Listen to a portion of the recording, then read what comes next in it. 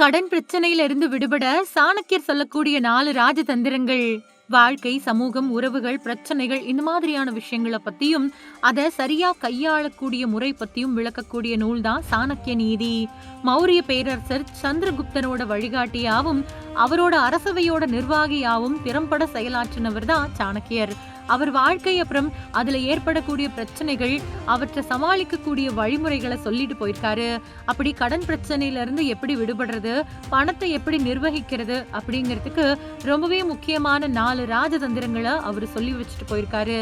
2300 வருஷங்களுக்கு முன்னாடியே ஆச்சாரிய சாணக்கியர் சொன்னாரு, கடன் அப்படிங்கறது ஒரு மனுஷனை உயிரோடு தின்னக்கூடிய தீ. அத அணைக்க தெரியாதவன் சாம்பல் ஆயிடுவான், தெரிஞ்சவன் புதிய சாம்ராஜ்யத்தை செதுக்குவான் அப்படின்னு. இதத்தான் இன்னைக்கு இருக்கக்கூடிய வாழ்வியல் தத்துவங்களும் நமக்கு சொல்லுது. பணம் எல்லார்கிட்டையும் இருக்குது அப்படின்னாலும் அதை எப்படி நிர்வகிக்கிறோம் அப்படிங்கறதுல தான் நம்மளோட வாழ்க்கையோட வெற்றி, தோல்வி, இன்ப துன்பங்கள் அடங்கி இருக்கு.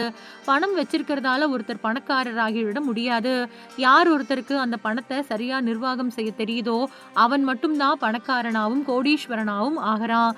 பணத்தை சரியா கையாள தெரியாதவன் சம்பாதிக்கக்கூடிய பணத்தை இழக்கிறதோட கடன் வாங்கக்கூடிய நிலைமைக்கும் தள்ளப்பட்டுடுறான்.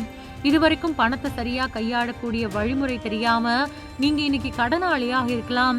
ஆனா சாணக்கியரோட இந்த 4 யுக்திகளை பின்பற்றினா நிச்சயமா கடன் பிரச்சனைகள்ல இருந்து விடுபட முடியும். அது மட்டும் இல்லாம இன்னைக்கு கடனாளியா இருக்கக்கூடிய நீங்க பிற்காலத்துல பணக்காரராகவும் ஆக முடியும் அப்படின்னு சாணக்கிய நீதி சொல்லக்கூடிய இந்த 4 ராஜதந்திரங்களை செயல்படுத்தி பாருங்க. போலி கௌரவம் வேண்டாம். தன்னோட வருமானத்துக்கு மேல செலவு செய்யறவன் தானே தன்னோட சவப்பெட்டிய செதுக்கிக்கிறான் அப்படின்னு சொல்றாரு சாணக்கியர். பெருமைக்காக வாழாம எளிமையா வாழ பழகுங்க. கடன்ல இருக்கிறப்போ போலி கௌரவம் தேவையே இல்ல. நிறைய பேரு கடன் வாங்குறதுக்கு முக்கிய காரணமே மத்தவங்க முன்னாடி தன்னை பெருமையா காட்டிக்கணும் அப்படிங்கிற போலி கௌரவம் தான். வாழ்க்கை ஈஸியானதாயிடுச்சு அப்படின்னா செலவுகள் தானா குறைஞ்சு சேமிப்புகள் உயரத் தொடங்கும். ஆடம்பரம் வேண்டாம். ஓட்டை படகுல எவ்வளவு வேகமா துடுப்பு போட்டாலும் அது மூழ்கத்தான் செய்யும். முதல்ல உங்க அத்தியாவசியமற்ற செலவுகள் அப்படிங்கிற ஓட்டைய அடைங்க. தேவையில்லாத செலவுகளுக்கு தடை போடுங்க. தினமும் செய்யக்கூடிய செலவுகளை குறிச்சு வச்சுக்கோங்க. எது அத்தியாவசியம் அப்படிங்கறத முதல்ல திட்டம் போடுங்க. எந்த ஒரு பொருளையும் வாங்குறதுக்கு முன்னாடி அது அவசியமானதா அப்படிங்கறத ஒரு தடவைக்கு பல தடவை யோசிக்கணும். முதல் முறை அவசியம் அப்படின்னு தோணும் அந்த பொருள் 2வது தடவை யோசிக்கிறப்போ தேவையில்லை அப்படின்னு தோணலாம். இப்படி திட்டம் போட்டு செலவு செஞ்சா தேவையற்ற செலவுகள் குறைஞ்சிரும். நேருக்கு நேர் நின்னு சமாளிங்க. பயம் அது உன்னை நெருங்கிறதுக்கு முன்னாடி நீ அதை அழிச்சிடு. கடன் கொடுத்தவங்களுக்கு பயந்து ஓடி ஒழியாதீங்க. அது உங்களை பலவீனப்படுத்தும்.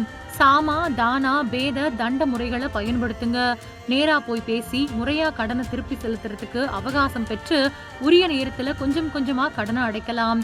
எதையும் எதிர்கொண்டு நேருக்கு நேரா பேசுறது நம் மீதான மரியாதையை அதிகப்படுத்தும். நமக்குள்ள அது கௌரவத்தையும் நம்பிக்கையும் அதிகரிக்க செய்யும். ஒரு வருமானம் போதாது.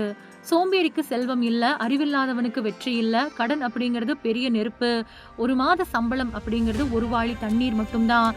ஆனா மாத சம்பளம் வரட்டும், கடனை அடைச்சிடலாம் அப்படின்னு நினைக்காதீங்க. அதுக்கு வேற ஒரு செலவு வரலாம். உங்களோட திறமையை பயன்படுத்தி கூடுதல் வருமானம் ஈட்டுங்க. தினமும் கூடுதல் நேரம் உழைங்க. உங்க வருமானம் பல வழிகள்ல இருந்து வரணும். இது சீக்கிரத்துல கடன்ல இருந்து மீள்றதுக்கு வழிவகுக்கும்.